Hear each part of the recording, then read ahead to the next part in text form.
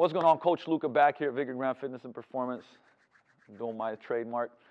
And so what I'm going to do today's video about is actually something that I'll say picked up some really great exercises for you to improve strength and movement, and especially in certain ranges of motion where you're usually weak. All right, so I'm going to give all credit here to the FRC course, which is the Functional Range Conditioning course from Andrea Spina. It's actually a certification. Absolutely amazing. So definitely check that out. Do it. If you're a coach in the industry, definitely, I highly recommend it.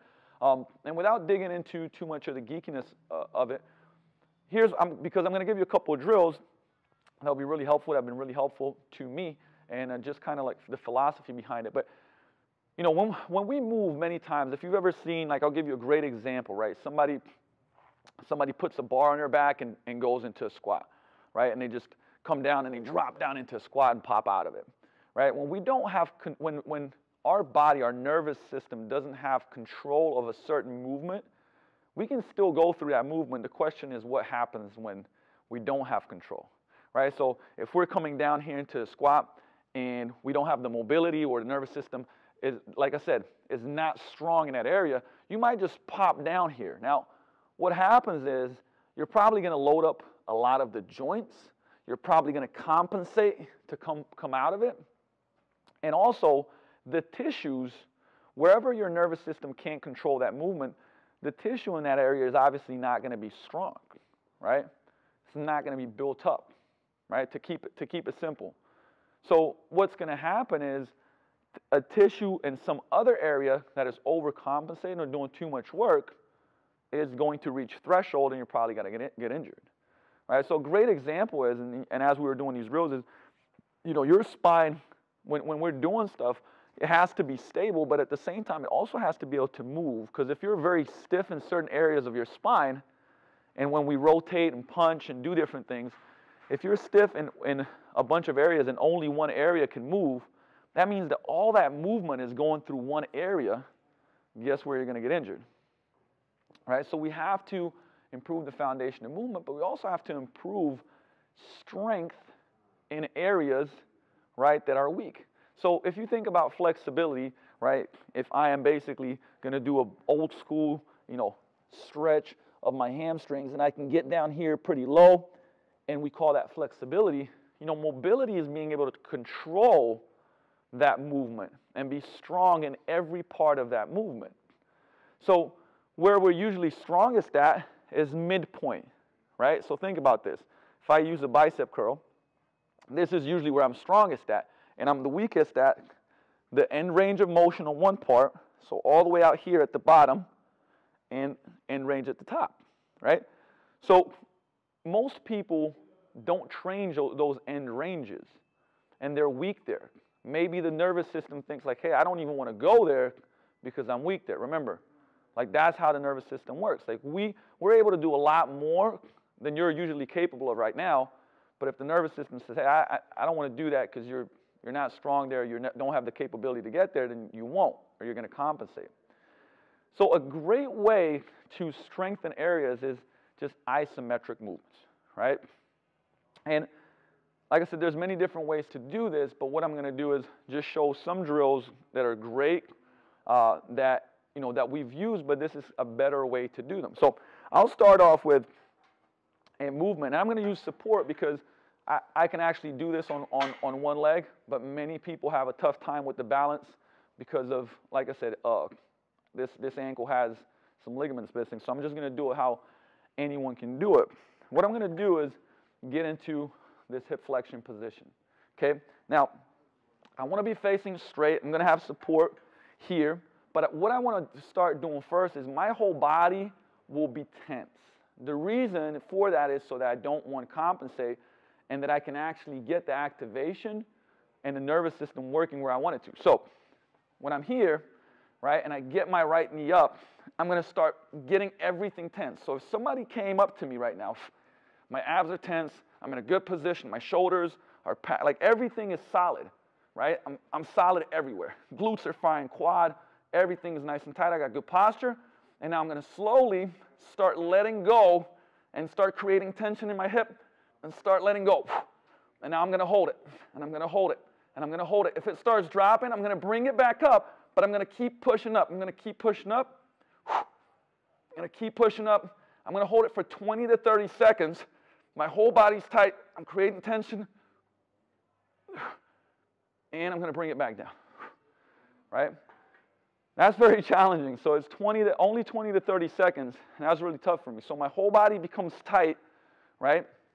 And then I'm starting to create and ramp up tension here. So what am I doing? Okay. Well, very rarely are we actually using tension in these bottom positions, because we'll usually just drop. We won't even go that low. We'll drop out of it. This way, we're actually capable of standing up and then training that hip on that one side. So the nervous system starts becoming, I would say, seeing that it can work. Because remember, even if you just drive tension, right, you're getting stronger in that position in 10 to 15 degrees up or down from that. Okay, so even if it doesn't feel like you're doing much and your leg is dropping, as long as you're putting in the effort and driving, you're going to start getting stronger in those positions, right? So there's a lot of different stuff happening there beyond, like I said, we got good posture, we're not compensating, and we're driving and basically working those muscles in those positions.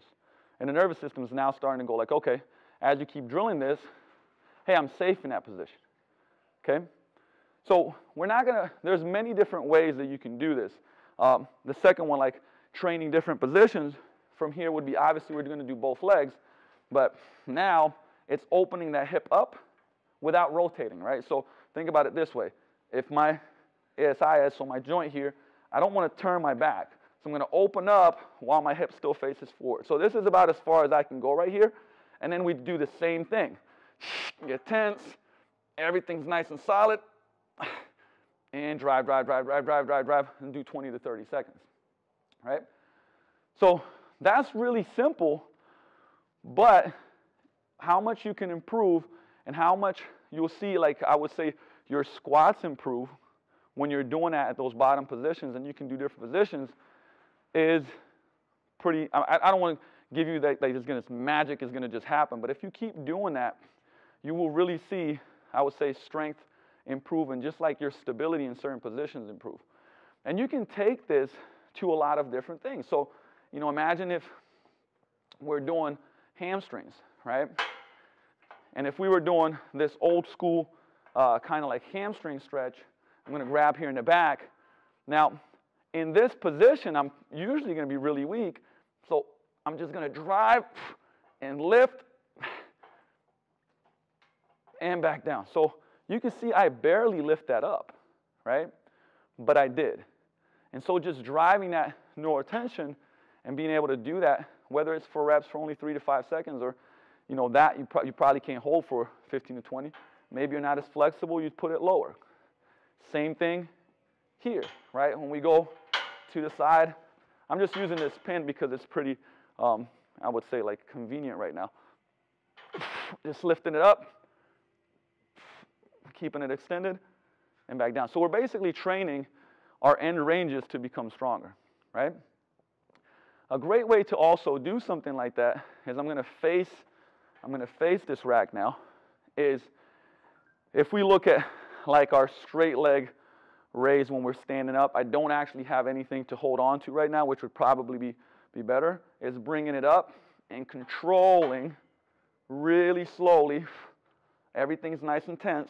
I would probably get this a little bit lower, right? But imagine that I'm holding on to something and I'm slowly going around that object. What's going to usually happen is you're going to get to a certain point and you might just drop. So here you might just drop. That means that that's usually that pattern that you got to slow down, control, and gain neural control and strengthen, right? So we'll go around and control it really slow and do circles around, right? So think about doing that for 20 to 30 seconds and, you know, being, I would say, nice and tight, just like everything else we were talking about, and then driving those circles. You could do the same thing going sideways. So if we had an object here, going sideways and just driving slowly. And you'll see how difficult it is, right? you'll see how difficult it is, and then you can start imagining when you are doing certain exercises such as side lunges, right, or squats or RDLs. If you can't control certain ranges of motion just with body weight, and we add weights, you may be going down and one part is just not even working, right? So this is how we kind of build more foundational mobility, because remember what we said, mobility means that the flexibility that we have, that we can control it, right? So we have neural control and strength through that full range of motion, and that like transfers over to, like I said, strength, it transfers over to, I would say, the awkward sport movements. And there's a lot more to this. I'm going to be shooting some more videos.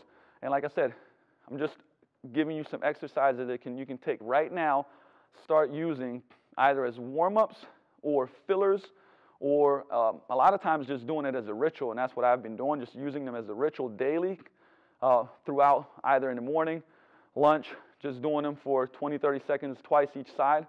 And it's improved a lot of different stuff. So now when I'm squatting, I feel like much more control in certain positions that I didn't before, that I was just dropping into and out of, which, like I said, puts more stress on the joints, more stress on the ligaments and things like that, right? Because we don't have control and that, I would say, muscle tension in those areas then.